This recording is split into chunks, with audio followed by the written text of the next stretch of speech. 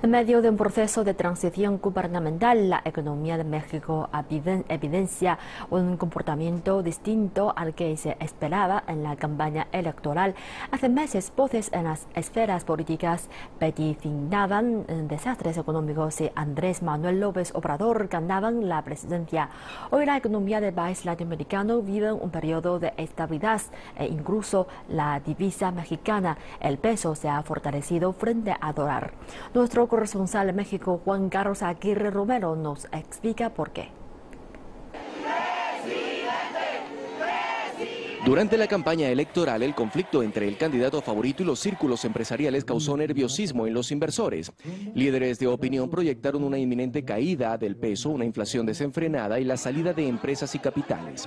Pese al desolado panorama, la decepción ante la ineficiencia gubernamental alentó un voto favorable para Andrés Manuel López Obrador. Llegó con una victoria tan aplastante, que donde no hay realmente ningún conato de violencia, no hay ninguna disputa, no hay duda alguna. La mayoría de la población pues votó para que el gobierno se fuera y yo creo que de alguna forma u otra los mercados están reflejando esta situación. La reunión entre López Obrador y una delegación gubernamental de Estados Unidos evidenció el interés actual de la Casa Blanca de mejorar las relaciones con México en materia económica y comercial. A esto se suma un discurso político orientado hacia atraer inversiones privadas y extranjeras.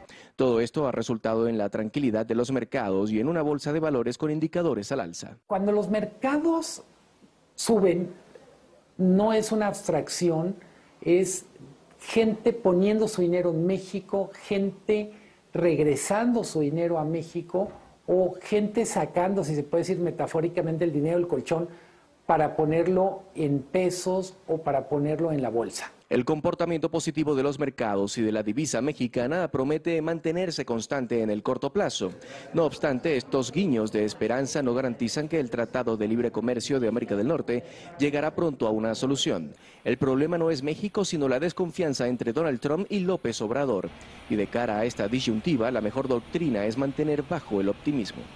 Creo que hay una lección muy amarga que aprendió el gobierno de Peña Nieto, el equipo negociador del TLC, y es: en materia de relaciones con Estados Unidos en la era Trump, nada va a ser fácil. Si tenemos una solución, él va a encontrar un problema. Pues Trump está pidiendo muchas cosas que pues, no son realmente aceptables y dependemos mucho de ciertos sectores, especialmente como el sector automotriz.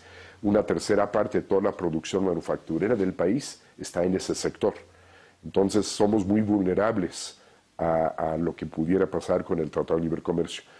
Independientemente del espectro político al que corresponde el virtual presidente, el reto para el gobierno es diversificar las exportaciones y ajustar el 80% de los productos mexicanos que se venden en Estados Unidos.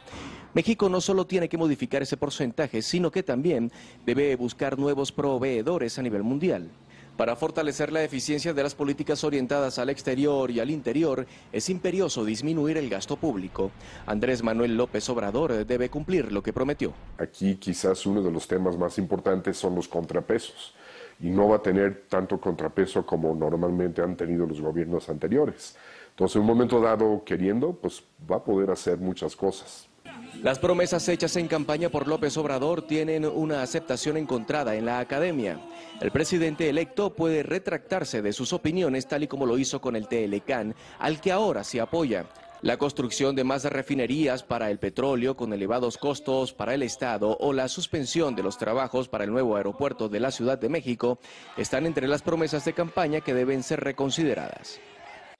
Durante la campaña presidencial, el modelo presentado por Andrés Manuel López Obrador fue bastante cuestionado porque lo consideraban similar al de Hugo Chávez Frías en Venezuela y en su socialismo del siglo XXI. Sin embargo, estos analistas coinciden en que el panorama mexicano es completamente diferente. Por ejemplo, la economía de este país no depende tácitamente del petróleo y por otra parte ha prometido reducir el gasto público. Bastará esperar a ver si logra cumplir con sus promesas. Un año determinante para el futuro de todos los mexicanos. Juan Carlos Aguirre Romero, CGTN en español, Ciudad de México.